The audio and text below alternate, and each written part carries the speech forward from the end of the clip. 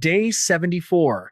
Nancy Guthrie is still missing, and the man the internet convicted has just been quietly cleared by the FBI. Millions of people have spent the last 2 months pointing fingers at her son-in-law, Tomaso Cioni. Online, forums are flooded with theories about cardiac pacemakers and secret medical data proving his guilt. The general public has fully embraced the narrative of a family dispute gone terribly wrong. The reality of this investigation operates on concrete evidence rather than viral speculation.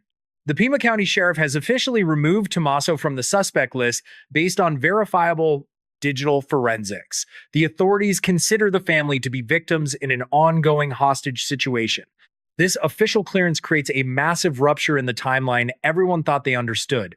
If the son-in-law is not the perpetrator holding the answers, the investigators possess digital proof of an alibi the public has not seen. We must ask, what kind of electronic surveillance data could instantly override massive public pressure? I am John, and we do not do rumors here. We do evidence, so hit subscribe as we track the real timeline of Nancy Guthrie. The moment you discard the false assumptions about family involvement, the remaining facts paint a much darker picture of premeditated stalking. We are looking at a phantom suspect who bypassed multiple layers of residential security. Someone manipulated the digital footprint of an 84-year-old woman to create a 4-hour silent window. The evidence points toward an external predator rather than an internal family conflict. Investigators are actively pursuing leads that diverge completely from the viral internet narratives. The official documentation from the Pima County authorities leaves no room for ambiguous interpretation. Tomaso Cioni is definitively not the person responsible for the disappearance of Nancy Guthrie. This pivot forces us to re-examine the original crime scene data with absolute objectivity. The forensic team processed the residential layout looking for specific signs of forced entry. They documented the exterior perimeters to understand how a breach could occur undetected.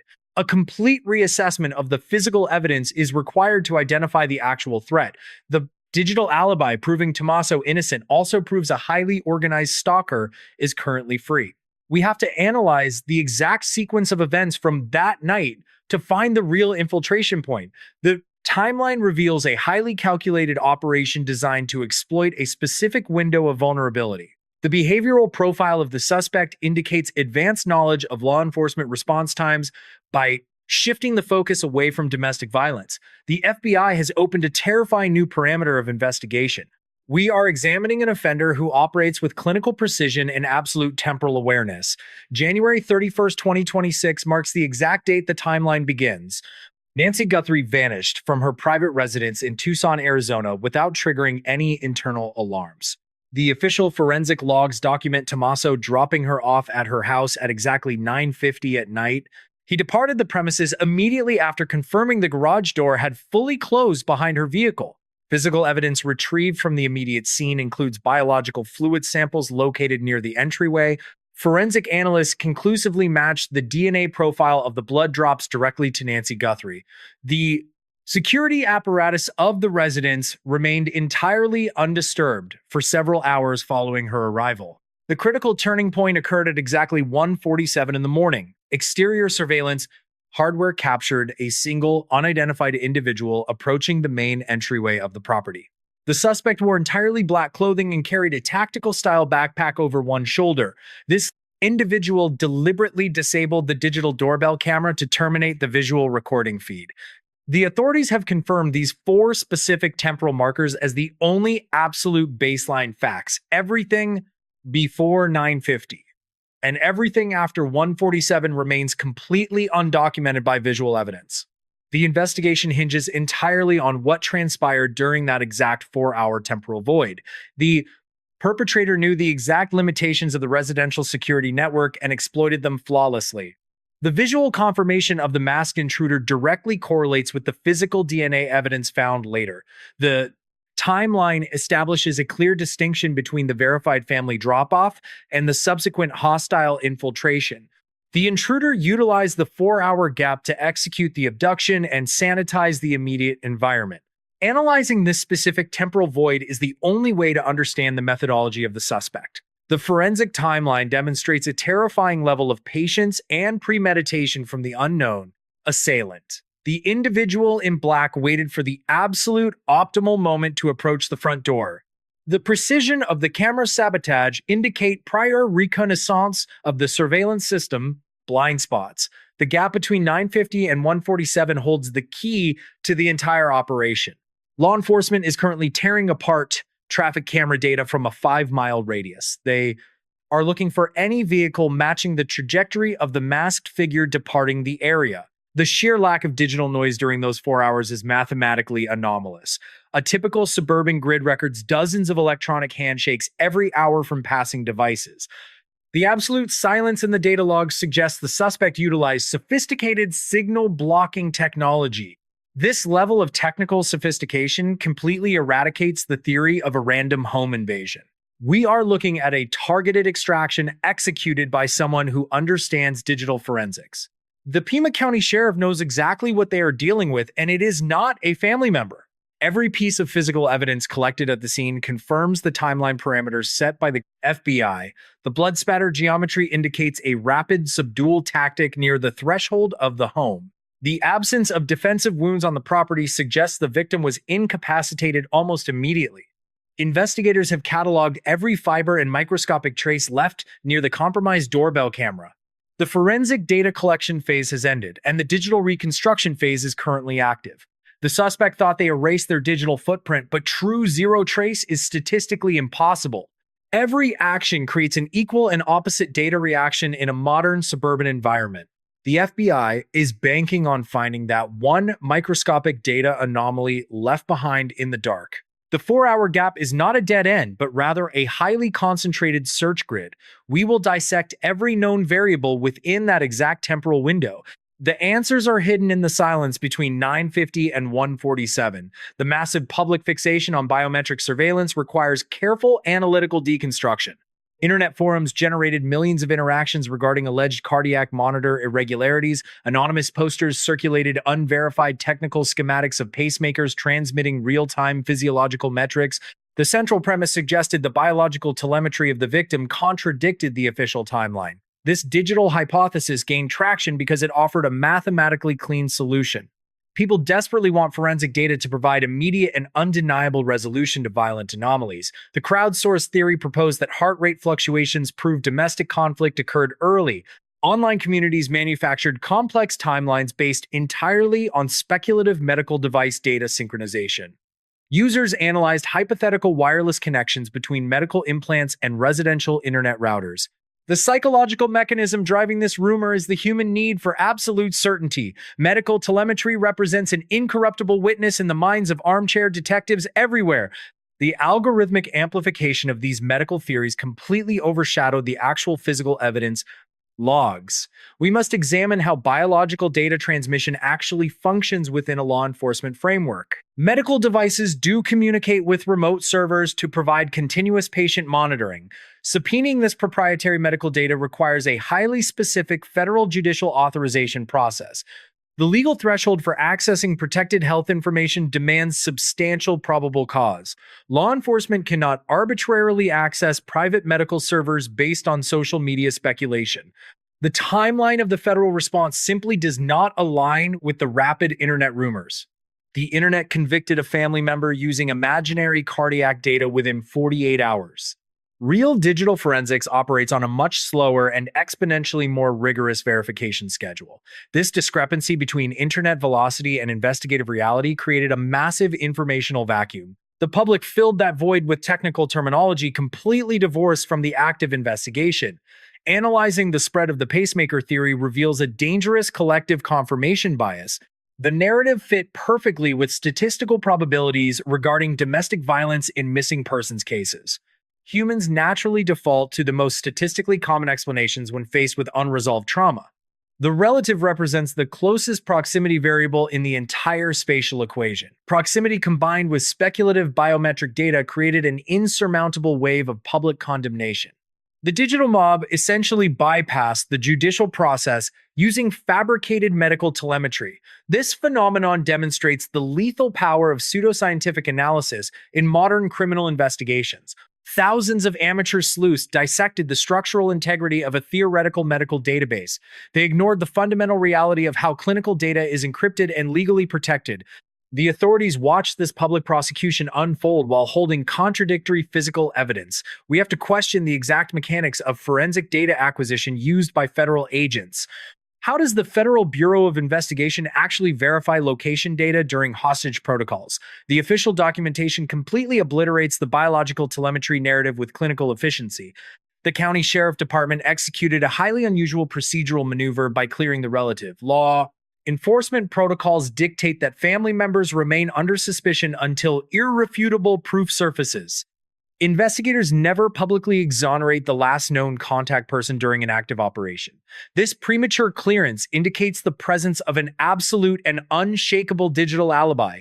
We are observing a classic investigative countermeasure known technically as a tactical smokescreen operation. The authorities allow the public to loudly focus on a false suspect for operational security.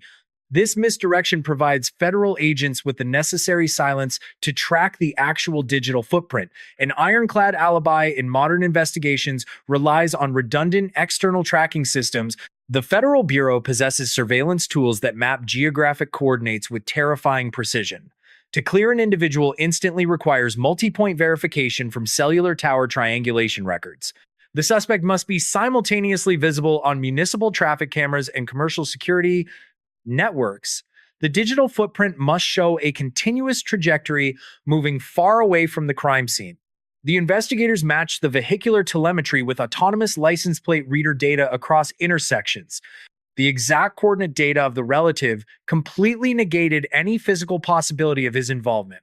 The authorities hold verified electronic proof of his exact location during the critical timeline window. The smartphone of the relative constantly pinged off distant cellular nodes while the home was breached. His digital shadow moved progressively further from the residential grid during the temporal void. This realization completely dismantles the internet-generated theories regarding localized domestic conflict. Subscribe right now to understand how deep these digital tracking investigations actually go. We analyze the raw data and bypass the noise to find the actual investigative patterns.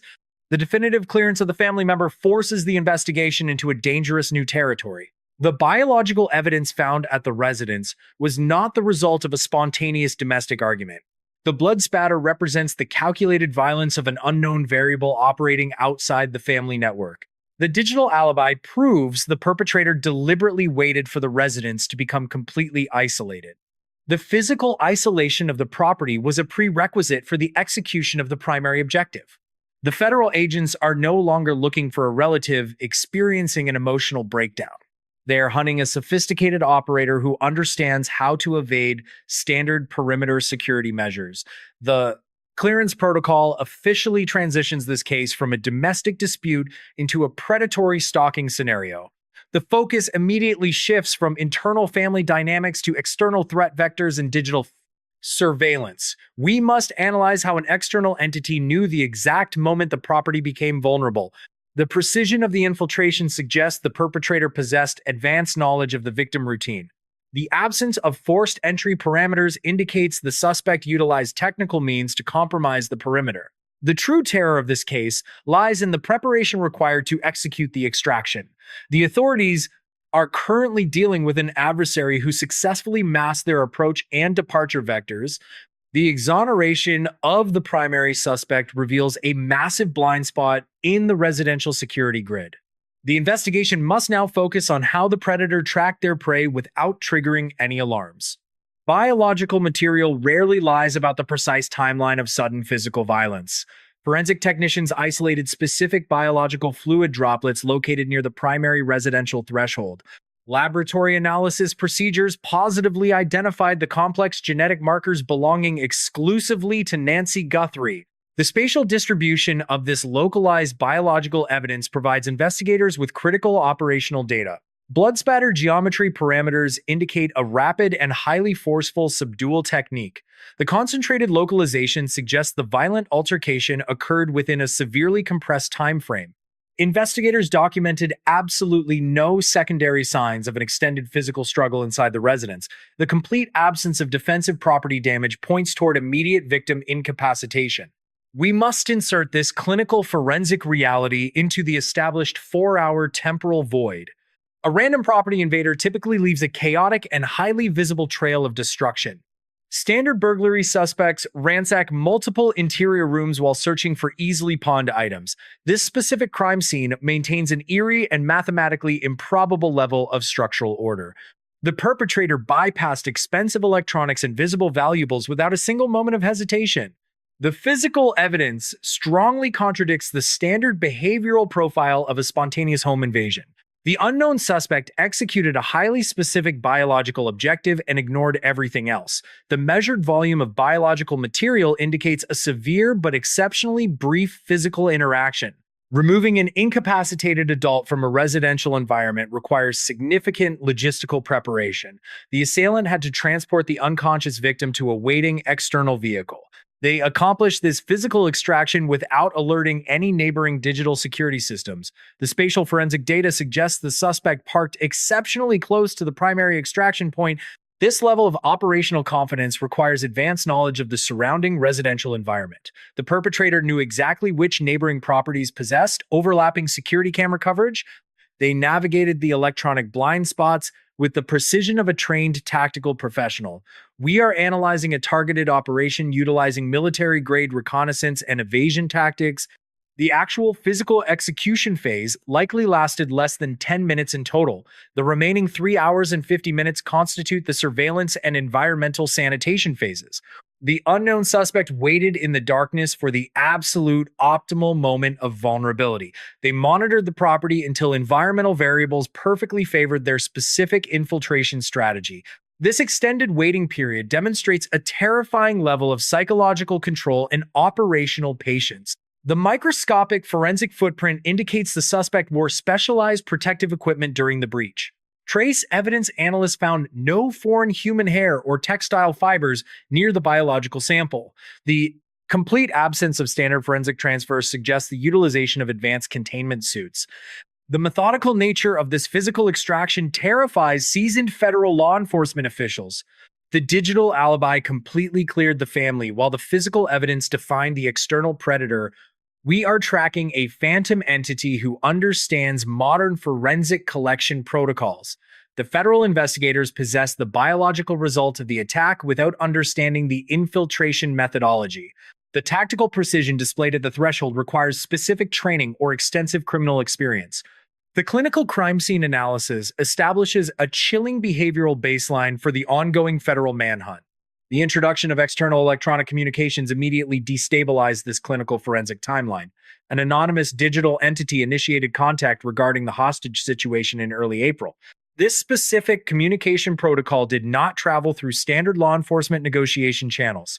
The sender deliberately bypassed federal negotiators and contacted the entertainment publication TMZ directly. The electronic correspondence reportedly contained a specific financial demand for a single cryptocurrency unit. The anonymous author claimed they would reveal the victim location for exactly 1 Bitcoin. This alleged digital ransom demand introduces two massive behavioral contradictions into the federal investigation. Professional extortionists typically target corporate entities or wealthy families using private encrypted networks. Demanding untraceable digital currency for an elderly hostage represents a severe statistical anomaly. The deliberate choice of an entertainment outlet suggests a desperate desire for public spectacle. Traditional kidnappers prioritize operational security and silence over mass media distribution algorithms. This specific behavior pattern aligns more closely with cyber terrorism than standard physical extortion. We must strictly analyze the psychological profile of an individual prioritizing internet notoriety over security.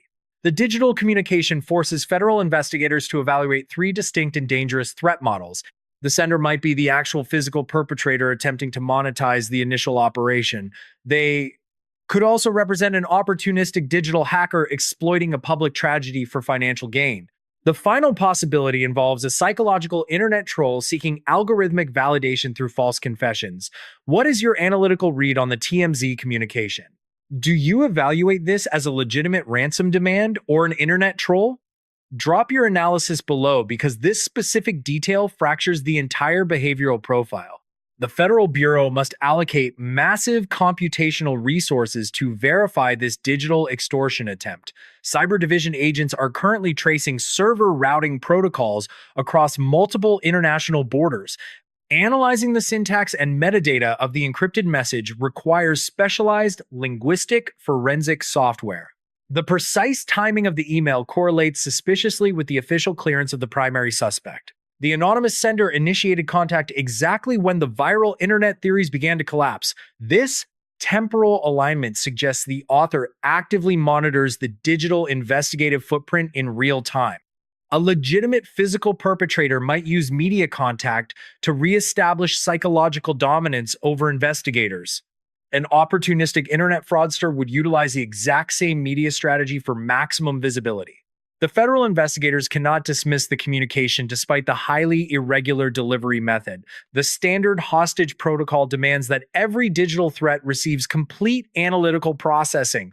The electronic letter serves as a massive complication masking the physical reality of the crime. Law enforcement must navigate this digital noise while maintaining focus on the physical extraction site. The cryptocurrency ransom demand might function as a highly sophisticated tactical distraction. The perpetrator could be utilizing internet chaos to effectively obscure their physical escape route. The electronic communication highlights the inherent vulnerability of the modern ongoing federal investigation. The authorities are fighting a highly sophisticated phantom in both the physical and digital realms. The resolution of this specific complication requires penetrating multiple layers of advanced encryption. The alleged TMZ letter essentially functions as a secondary crime scene constructed entirely of code. The forensic technicians must surgically separate the physical reality from the digital manipulation. The intersection of the physical extraction and the digital extortion creates a terrifying operational hypothesis. The perpetrator possesses both tactical, physical skills and advanced cyber warfare capabilities. This specific combination represents the absolute apex predator of modern criminal investigations. The authorities quickly realized the suspect did not randomly select the Guthrie residence for infiltration. The flawless execution required continuous geographic data tracking long before the initial incident occurred. The digital ransom letter serves as the final tactical distraction before the ultimate forensic revelation. The seizure of the vehicular asset belonging to the daughter generated another massive wave of public speculation. Online communities immediately assumed the confiscation indicated direct suspicion of another immediate family member. Law enforcement agencies frequently impound vehicles to conduct microscopic biological sweeps for trace evidence. Former federal investigators suggest a completely different operational motive for this specific vehicular seizure. The authorities reportedly isolated the vehicle to conduct a comprehensive electronic counter-surveillance sweep. They are utilizing specialized radio frequency scanners to locate potential unauthorized digital tracking hardware. This tactical procedure represents the most terrifying realization regarding the operational methodology of the suspect. The perpetrator did not spend hours hiding in the physical perimeter of the residential neighborhood. Maintaining a physical surveillance position significantly increases the statistical probability of premature detection by neighbors. The suspect likely deployed a magnetic global positioning transmitter onto the undercarriage of the family vehicle. This alleged technical deployment completely redefines the spatial parameters of the entire federal investigation. We are examining a predator who tracked the exact movements of their target from a remote digital interface. The perpetrator monitored a glowing digital coordinate moving across a cellular grid in real time. They watched the vehicular telemetry approach the primary residence at exactly 9:50 that night. The unauthorized hardware transmitted the precise moment the vehicle departed the target location. This electronic notification provided the exact temporal parameter necessary to initiate the physical infiltration. The suspect knew the residential perimeter was completely unmonitored the moment the digital signal moved away. This explains the absolute mathematical precision of the infiltration timeline without requiring physical proximity. The 4-hour temporal window was not a coincidental lapse in standard neighborhood security. The digital stalker actively measured the geographic distance of the family member using cellular triangulation. They calculated the exact response time required for the relative to return if an alarm triggered. Utilizing consumer-grade tracking technology allows a predator to maintain total operational invisibility until the strike. The digital hardware requires nothing more than a battery and an active cellular data connection. Forensic technicians must now dismantle the impounded vehicle to locate a device the size of a coin. Finding the transmitter provides investigators with a direct digital tether to the actual perpetrator.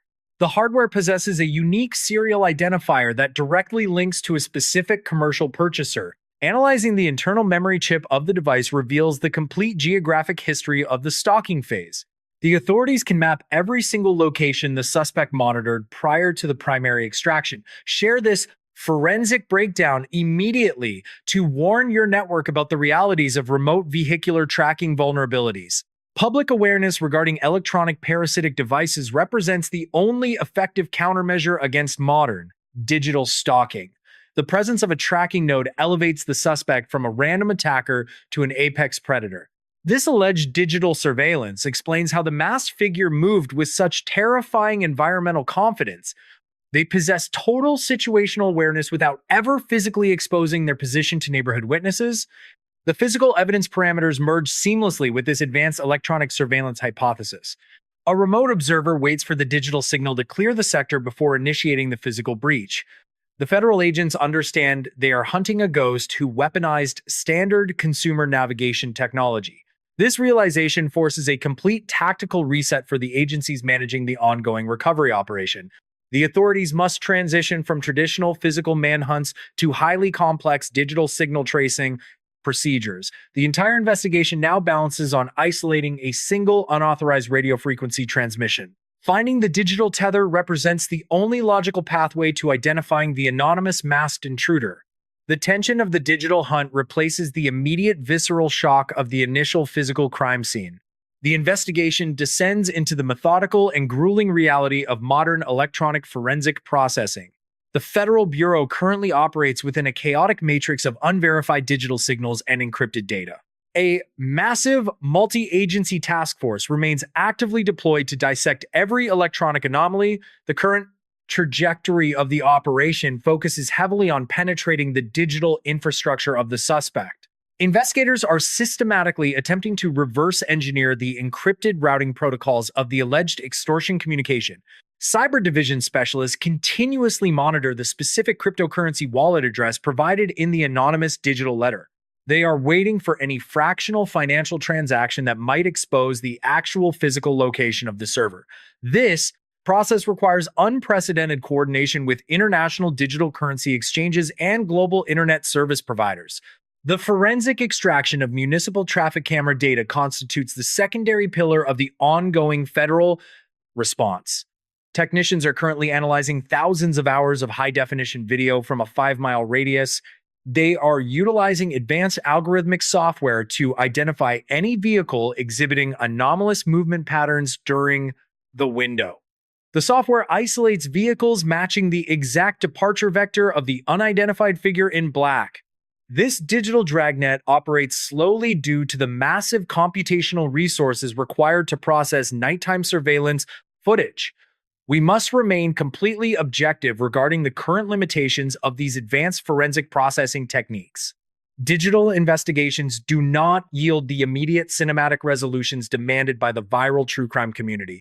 Data packets overwrite themselves rapidly, and virtual private networks effectively mask physical geographic coordinates. The agonizing reality of this specific investigation is that the digital trail might already be completely dark. The authorities have systematically eliminated the false narratives generated by unverified social media speculation. They successfully cleared the initial primary suspect using verifiable electronic movement data and digital alibis. The law enforcement matrix effectively isolated the actual threat model facing the abducted victim. Despite these massive analytical advancements, the primary objectives of the investigation remain critically unresolved.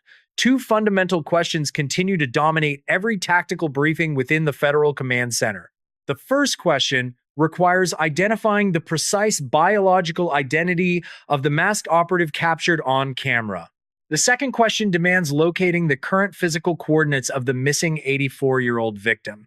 Every passing hour degrades the statistical probability of a successful biological recovery operation. The tactical teams remain on continuous standby, waiting for a single actionable digital coordinate to materialize. The public must understand that the absence of a suspect does not indicate a failure of process. The methodology of the unknown perpetrator simply demands an equally sophisticated and patient forensic response. The system cleared the family member, but the system has not found Nancy Guthrie. What this case teaches us about digital stalking is absolutely terrifying. Remote surveillance hardware represents a massive tactical vulnerability for standard residential security perimeters. Consumer-grade global positioning systems operate silently beneath the chassis of modern vehicular assets. These parasitic digital devices require specialized radio frequency sweepers for proper detection and isolation. The average citizen remains entirely unaware when their precise geographic coordinates are continuously compromised. Law enforcement relies heavily on identifying the specific cellular data transmission emitted by the tracker.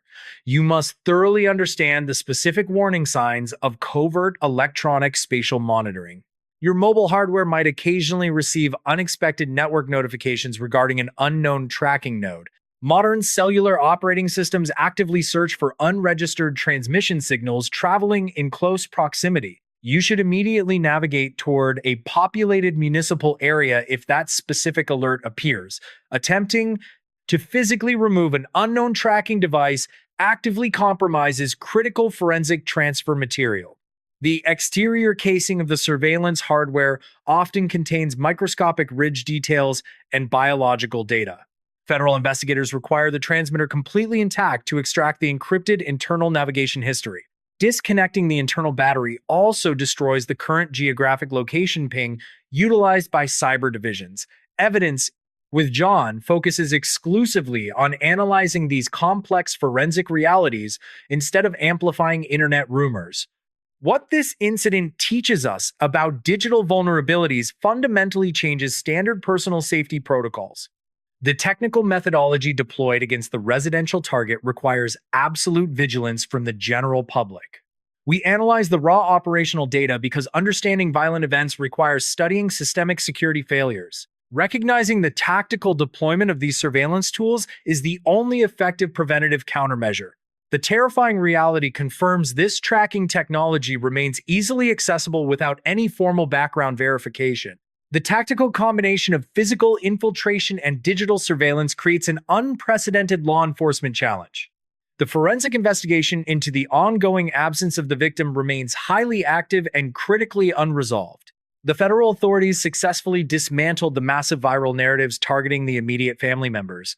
They isolated the operational signature of a highly sophisticated external predator utilizing advanced technical surveillance.